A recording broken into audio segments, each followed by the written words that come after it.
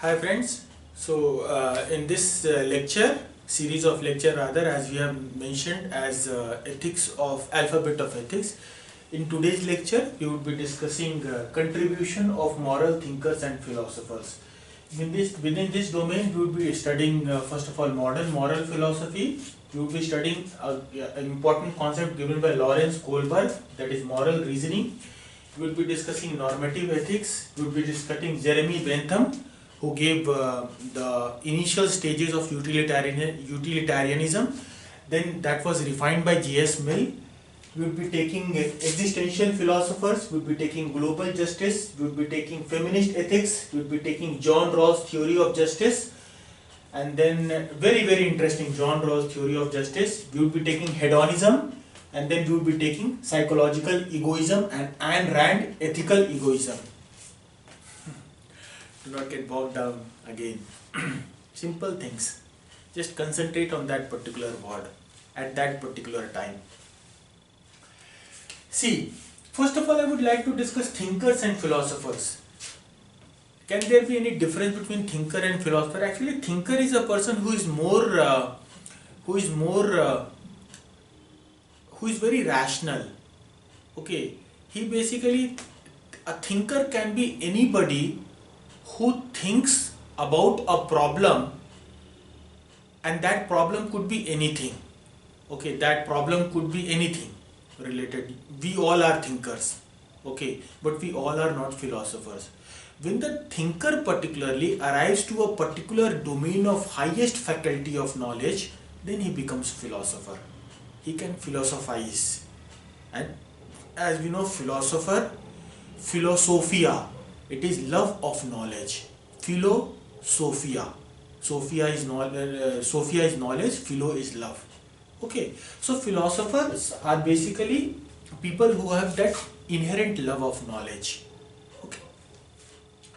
Actually, as we have been discussing about the normative ethics, that there are certain principles of well-defined ethics. I have been telling it from my first lecture that there can't be that manner.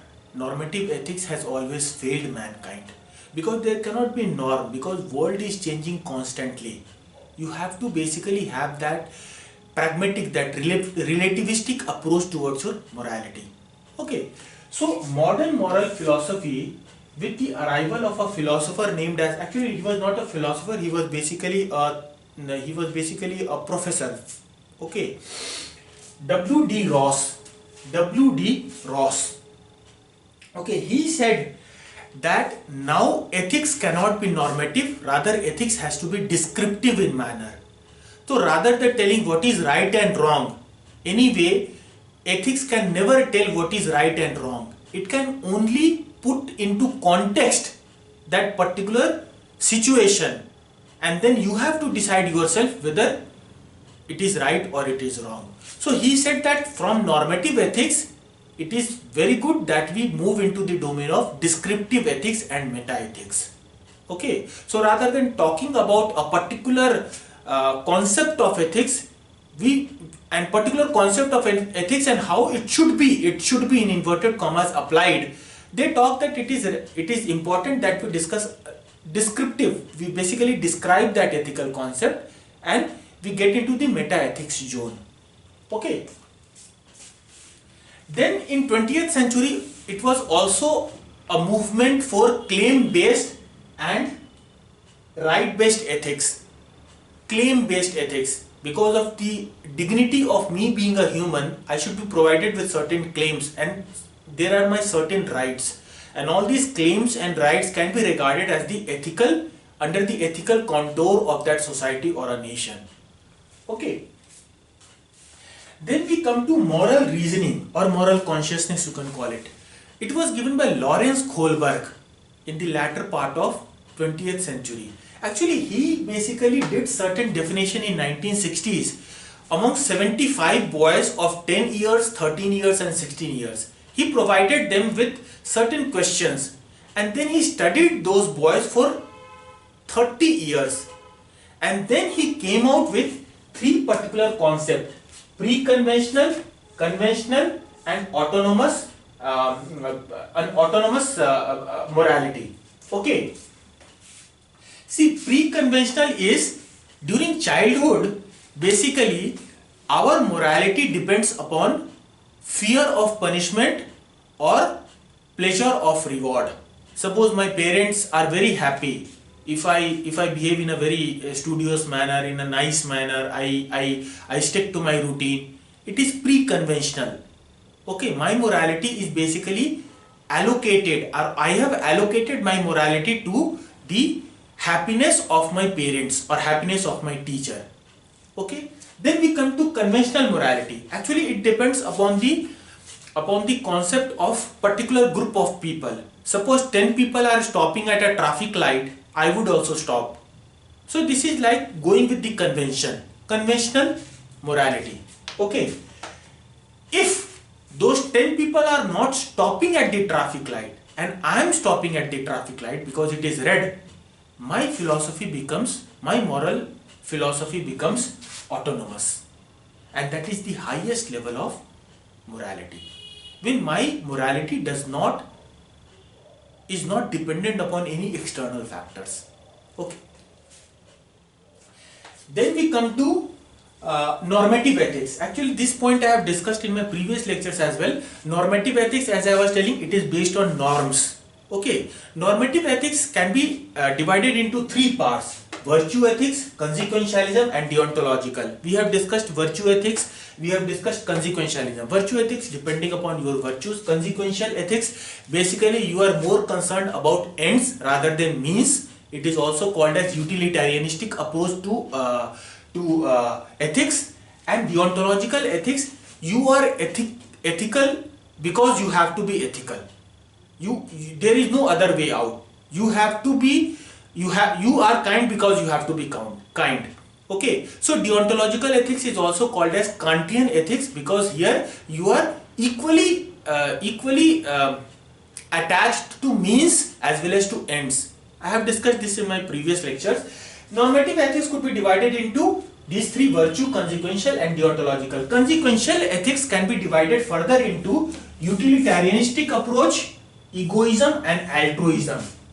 Utilitarianistic approach, okay, greatest good of the greatest people, greatest good of the greatest number of people, Jeremy Bentham. Okay, egoism, basically egoistic ethics is basically what is good for me should be regarded as good for other as well. Okay, and altruistic is, rather than mine good, I am more concerned about the other's person good. Okay, so egoistic ethics, altruistic ethics, and utilitarianistic ethics. Okay, all this comes under consequentialist ethics. Okay, then we come to Jeremy Bentham. Actually, Jeremy Bentham gave quantitative approach to utilitarianism. Quantitative approach to utilitarianism. He said that what is good for what action provides greatest number of good to the greatest number of people becomes ethical for me. That was coarse definition of utilitarianism. Okay, but you can question ki what is good, what provide goods for the greatest number of people cannot be that ethical context for those minority people. If my particular action provides good for 99 people, but what about that single people who has to face problem? Suppose I am building a bridge. I'm the state with capital S. I'm building some bridge, maybe HEP, which would benefit millions of people, providing of electricity, irrigation. But what about those forest dwellers who has to be relocated to another place? They have been living there since eons, since generations. Okay, so considering all those critical angles, John Stuart Mill, and I regard him as one of the most emphatic philosophers who should be used in your case study questions. Okay, he said, first of all, he was very much affected with Jeremy Bentham, but then he realized the problem within that utilitarianistic, and he refined the utilitarianistic approach of Jeremy Bentham, and he came with his qualitative utilitarianism. Okay, in that he said that if I regard that what is good for me should be good for others as well, my utilitarianistic approach becomes universally utilitarianistic. Okay? He basically gave in his paper, in his book rather, in those days papers was not published, a system of logic. Actually, John Stuart Mill was civil servant of East India Company. He had been to India as well. Okay. In his paper, in his book, A System of Logic, he gave harm principle. He said that any act of mine is applicable or ethically doable if that act is not doing harm to other person. Okay. Then he was also a big proponent of global trade. Naturally, he was under East India Company, so he was seeing that what are the benefits that is being accrued to a particular nation. But then again, you can say that he was having that slight eye, or he was having that selective amnesia. If he was not able to look at the harm that was being done to India as a nation, India as an economic power, when the Britishers were engaged in that trading from India. Okay. So, John Stuart Mill also came up with his concept of tyranny of conformity. This basically he said under the concept of democracy. He was a proponent of democracy, but he said that democracy has also that, democracy as a principle also has that quality where you have tyranny of conformity. Why? Because all of the people, when they arrive to a particular status of wealth, particularly he was speaking in the context of American civilization, he said that that civilization has arrived to a particular status of wealth, and now nobody wants to question the status quo, even if that status quo is problematic. Everybody has become conformist.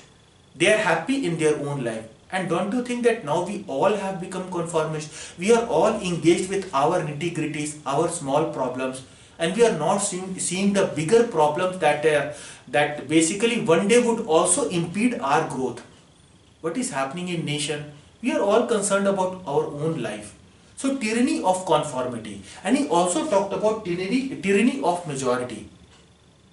He said that in a democracy, a majoritarian type of first past the rule, first past the poll system, as we have in our country. Okay, he says that those people who give vote to a particular party which wins that election, okay, then that particular narrative of that particular party belonging to a majority comes to impact with a tyranny of majoritarianism. Because anybody who questions that particular majoritarianistic approach is dealt as socially outcast. And now don't you see that same things are happening in our country? Anybody who questions this particular government is labeled as urban naxals. They are they're incarcerated in Rajasthan, incarcerated in Gujarat. Okay.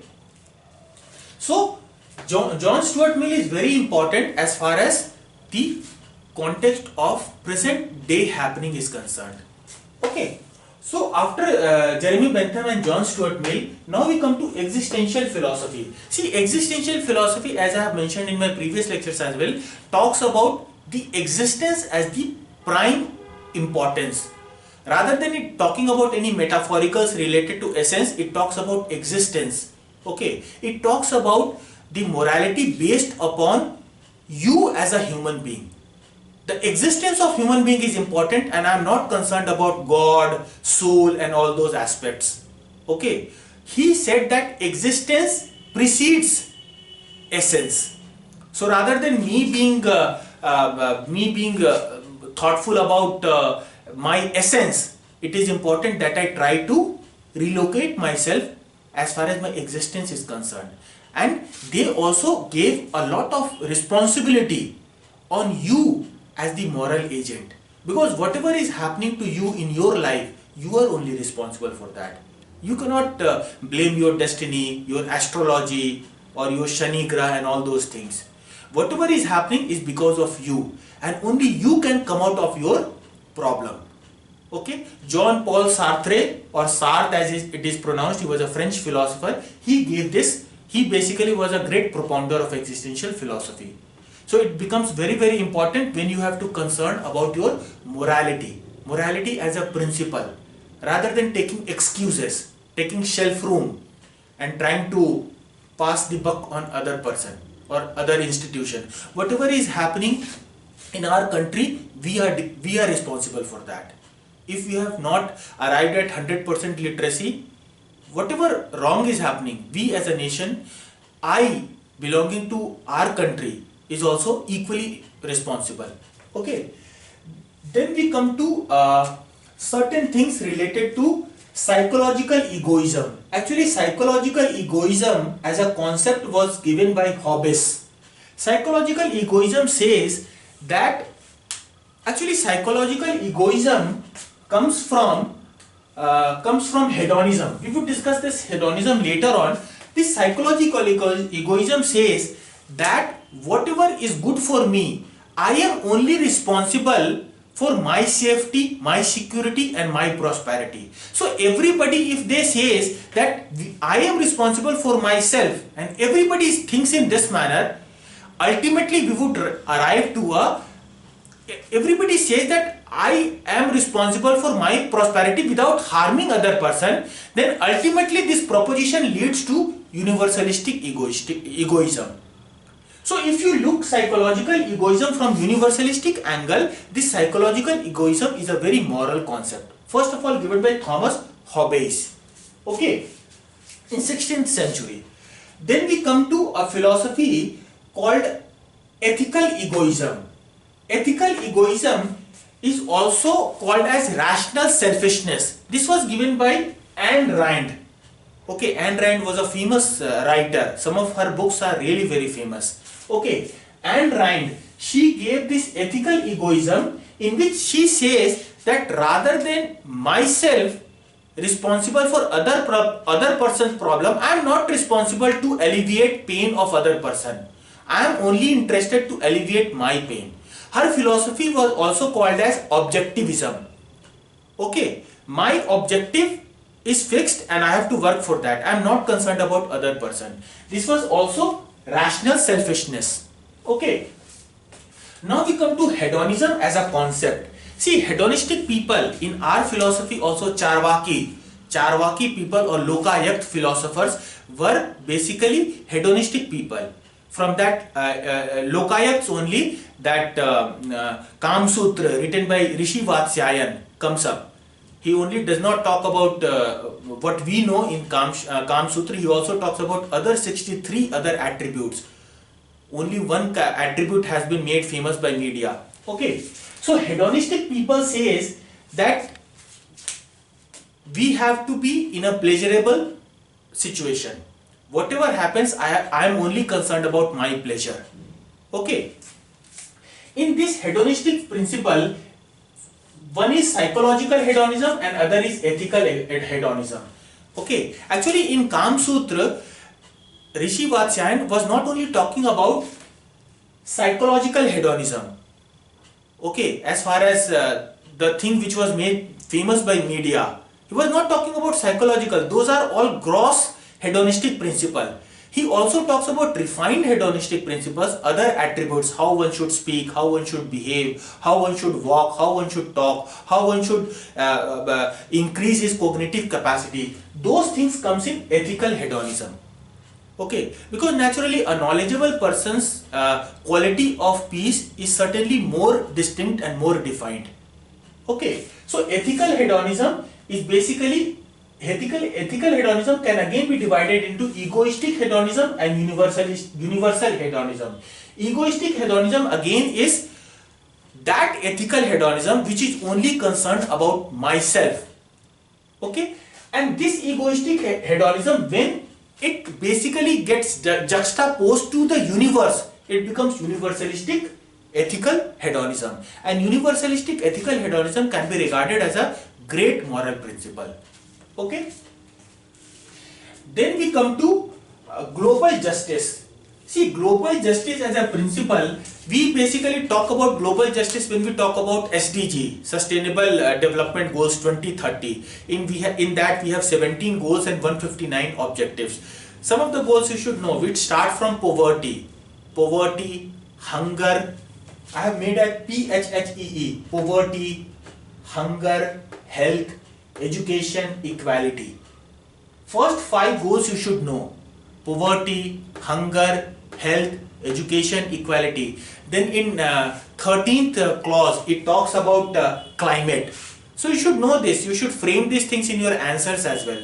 SDG 13 goal is climate justice. Okay. It talks about gender equality. Okay. After global justice also becomes important because of global problems related to pandemic. Pandemic is not a single nation's problem. Vaccine nationalism and these issues has thrown in the rational self-interest of that particular nation. So rather than vaccine nationalism, the concept should be vaccine universalism. Okay. Now after this we come to feministic ethics. Actually feministic ethics has been given by a philosopher called as Carol Gilligan. She was very phenomenal lady. She gave that concept of ethics of justice and ethics of care. She said that a system dominated by or a system run by male member comes to ethics of justice. They only are interested in providing justice. But a system run by female members or female leaders, female leaders, provides ethics of love. Ethics of love is basically left-handed brain approach towards any problem. It comes in with issues like empathy, compassion, and ethics of justice is very defined. Okay, I am interested in niti, but these people say that I am interested in love, understanding the humane position. Okay. Then we come to the last principle, that is John Rawls' theory of justice. Actually, John Rawls was a person, he was even attributed as one of the most phenomenal philosophers of 20th century in Times magazine. And Bill Clinton used to treat him as his master. He used to say that he is the greatest philosopher that I have ever met. He basically came with theory of justice. He died just recently. Okay, he came with theory of justice. Okay, in that theory of justice, he propounded 4 principles. He basically tried to basically add Kantian principles of ethics with the conventional contract theory. Okay, he said that he came with 4 principles, and he said that rags to riches story. Listen it nicely. Very interesting.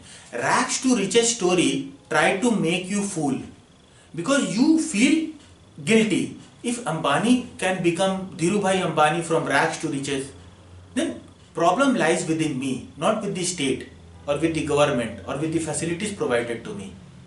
Okay. So rags to riches story is basically trying to make all of us guilty. That if he can reach, he can become Ambani, why can't I? Okay. Then he says, in the second principle he says, suppose rather than being in your mother's womb, you are traveling as a satellite. Okay. And you have to make choice where to land. So that where to land as a child, so that you can grow as a youth. In which country you would like to have. So you know what is the problem. If you are traveling as a satellite and you have to land in a particular family, certainly you would land in Ambani's family rather than a poor family or a lady who has been raped by some druggist, a lady on a railway track who has been raped by a druggist. Certainly you would not like to be born through that poor lady, rather than you would like to be born in Ambani's family. So exactly, if you know that I should be born in Ambani's family, then he comes to third principle, that you know what is the problem. He basically came that rather than being born in a third world country, people, if you are traveling as a satellite, you would like to be born in Scandinavian nations. You would like to be born in Norway, Finland, Sweden, Okay. He said that if you know that you want to get born in Norway, then you know the problem. What is the problem with third world country? And if you know the problem, then his fourth principle, you know what should be done. Rather, what should be done? He questions this to state. He questioned this to third world state, that what should be done to make your country as equally important, as equally beneficial for a child to be born as beneficial are Scandinavian nations. Okay, so this was the principle given by John Rawls' theory of justice. Very important for case study questions. Okay, so with this, I think that we have completed today's lecture. I would again emphasize that if you are really liking my lecture, because see, in this lecture I would try to complete all your ethics syllabus in short lectures, 15-16 lectures.